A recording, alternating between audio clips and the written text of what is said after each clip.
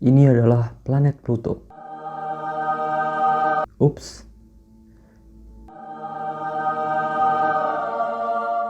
Dulu Pluto ada di dalam buku-buku tentang astronomi sebagai planet ke-9 di tata surya kita. Bahkan gue sebagai Gen Z pun inget Pluto sebagai planet ke-9 dan jadi planet favorit gue bahkan. Tapi semua itu berubah ketika IAU menyerang.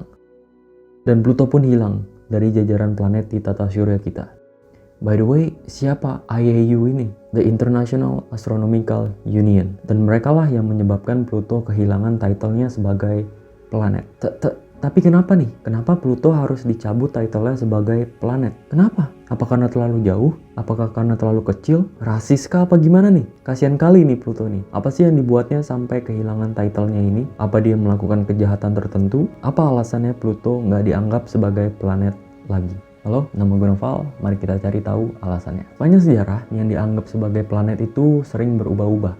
Jumlah planet pun sering berubah-ubah. Orang-orang Yunani kuno mengklasifikasikan Merkurius, Venus, Mars, Jupiter, Saturnus, bulan, dan matahari sebagai planet. Tapi bumi nggak termasuk loh, karena mereka berasumsi kalau bumi adalah pusatnya dan planet-planet ini itu mengorbit kita. Disebutnya geocentrism. Ya wajar lah ya, karena mereka baru bisa mengobservasi alam semesta gunain mata telanjang aja. Dan di abad ketiga sebelum Masehi, Aristarchus of Samos menyatakan bahwa matahari lah pusatnya. Bumi dan planet-planet lainnya yang mengorbit matahari. Tapi ide ini belum diterima secara umum. Sampai ditemukannya teleskop di abad 17. Kita baru benar-benar menyadari bahwa matahari lah memang pusatnya. Dan planet-planet ini termasuk bumi mengorbit matahari. Dan juga menyatakan bahwa bulan itu bukan planet, tapi satelitnya bumi. Karena bulan nggak ngorbit matahari, tapi ngorbit bumi kita. Bulan ini emang agak beda nih penamaannya. Soalnya bulan itu kan nama objek ya. Kayak matahari kita itu kan bintang yang bernama matahari, the sun. Kayak Jupiter itu punya beberapa bulan yang punya nama Io,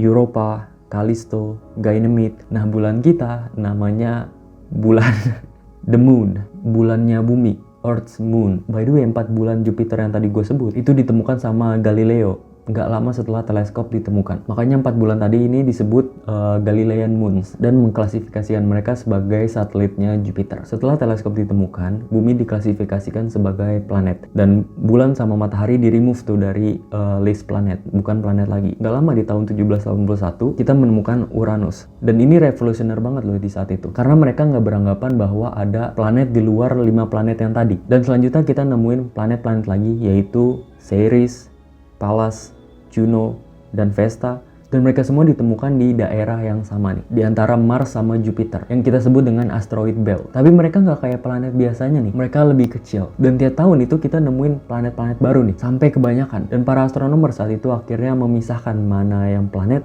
mana yang asteroid, biar nggak bingung. Dan nama asteroid itu sendiri berasal dari bahasa Yunani, yang mempunyai arti itu seperti bintang, starlight. Ditunjukkan kepada objek berbatu dengan bentuk nggak teratur, yang mengorbit matahari tapi nggak memenuhi syarat sebagai planet. Kita bakal balik lagi soal syarat sebagai planet. Di tahun 1846, Neptunus ditemukan. Di awal abad 19, ketika astronomer mengobservasi planet Neptunus dan Uranus, ini ngebuat para astronomer berspekulasi bahwa ada yang ganggu nih orbitnya Uranus nih. Ini pasti ada sesuatu yang lain yang ganggu orbitnya Uranus nih, selain Neptunus. Siapa nih? Dan dengan begitu, para astronomer pun mulai pencarian kemungkinan dari adanya planet ke-9 ini. Mereka nyebutnya planet X. Dan pada akhirnya planet ini ditemukan di tahun 1930 oleh astronomer bernama Clyde Tombaugh. Menjadi objek pertama yang ditemukan di Kuiper Belt dan langsung disematkan mantel sebagai planet loh. Dan nama Pluto dipilih itu melalui vote dan dengan begitulah teman kecil kita ini ditemukan. Dan penemuan ini jadi headline berita di mana-mana loh. Dan orang-orang banyak yang hype. Bahkan anjingnya Mickey Mouse waktu itu, Walt Disney ganti nama anjingnya Mickey Mouse jadi Pluto. Nama Pluto berasal dari dewa Romawi, yaitu God of the Underworld. Karena Pluto ini jauh, ada di kegelapan, bagaikan ada di underworld. Dan untuk waktu yang lama kita hanya tahu gambaran Pluto itu seperti ini. Ini adalah tangkapan Pluto dari Hubble Space Telescope. Di sini kita belum benar-benar tahu gimana penampakan teman kita ini dari dekat. Karena Pluto ini jauh banget. Jaraknya 5,3 miliar kilometer dari bumi dan butuh waktu 5,5 jam bagi cahaya matahari untuk sampai ke Pluto. Dan di 2006 kita dikasih kesempatan untuk bisa ngelihat Pluto dari dekat melalui probe New Horizon yang direncanakan untuk flyby melewati Pluto. New Horizon ini meluncur ke luar angkasa di tahun 2006. New Horizon ini sama kayak Voyager 1 dan Voyager 2. Dia itu probe yang dikirim keluar angkasa dan gak bakal balik lagi. Bagi yang udah pernah nonton video Voyager di channel ini pasti tahu. So di 2006 New Horizon diluncurkan dengan rute flyby melewati Pluto. Tapi ingat kan seberapa jauh Pluto? 5,3 miliar kilometer. Dan bagi New Horizon untuk bisa sampai ke Pluto butuh waktu hampir 1 dekade. Oke, sabar. Kita 9 tahun, 10 tahun, oke gak apa-apa. Sabar kita, sabar. Tapi nggak lama dari New Horizon pergi dari bumi, di September 2006, di tahun yang sama, Pluto dicabut title-nya sebagai planet.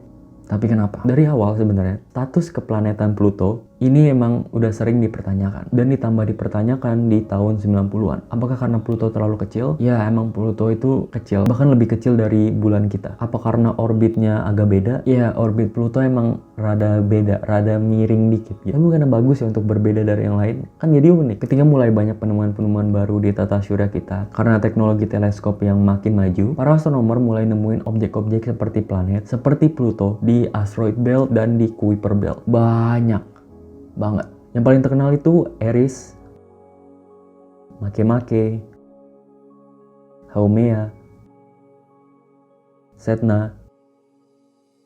Setelah Eris ditemukan di tahun 2005, ini nih mulai diperdebatkan. Apa sih yang disebut planet? Apa definisi sebuah planet? So di 2006, IAU, the International Astronomical Union, mengeluarkan definisi sebuah planet itu apa. Ada 3 syarat untuk sesuatu bisa disebut sebagai planet. Nomor 1, objek tersebut harus mengorbit matahari, harus mengelilingi matahari. Oke, walaupun orbitnya Pluto rada miring dikit, tapi tetap mengorbit matahari. Walaupun butuh waktu 248 tahun bagi Pluto untuk ngelilingin matahari 1 kali gitu. Tapi kan tetap mengorbit matahari. So, checklist. Yang kedua, harus bulat. Harus cukup besar sehingga memiliki gravitasi yang cukup untuk menjadikan bentuknya bulat. Planet bisa bulat karena gravitasi. Gravitasi dari suatu planet ini menarik dari segala arah yang menjadikan bentuk bulat. Karena bentuk bulatlah satu-satunya yang memungkinkan setiap titik pada permukaannya itu memiliki jarak yang relatif sama ke core-nya, ke pusatnya. Jadi karena bumi itu planet dan bumi punya gravitasi, jadi bentuknya bulat. Apakah Pluto bentuknya bulat? Hell yeah. Jadi checklist. Yang ketiga, harus cukup besar supaya bisa dominan dan nyingkirin objek-objek di sekitarnya. Nyingkirin objek-objek lain yang berukuran serupa di dekat trek orbitnya mengelilingi matahari. Oke, Pluto tinggal di daerah yang bernama Kuiper Belt. Dan Pluto ini punya banyak tetangga di Kuiper Belt.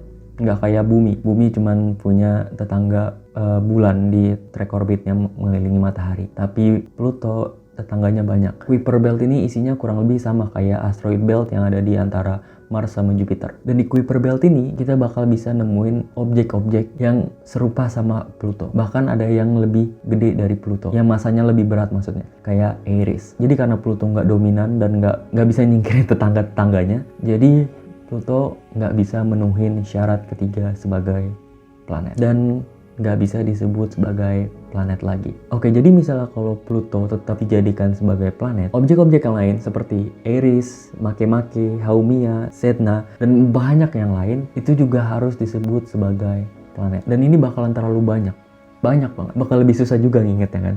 So, dengan pengklasifikasian yang baru, dengan ketiga syarat yang tadi, menjadikan hanya ada 8 objek yang disebut planet di tata surya kita, yaitu Merkurius, Venus, Bumi, Mars, Jupiter, Saturnus, Uranus, dan Neptunus. Dan teman kecil kita Pluto, dia diganti menjadi dwarf planet. Jadi tetap berbeda dengan bulan yang merupakan satelit bagi suatu planet. So, Pluto kena downgrade basically. Bukan planet lagi, tapi dwarf planet. Planet kerdil, tetap ada kata planetnya, tapi udah beda kategori lah sama abang-abangannya gitu. Ya, lumayan menyedihkan.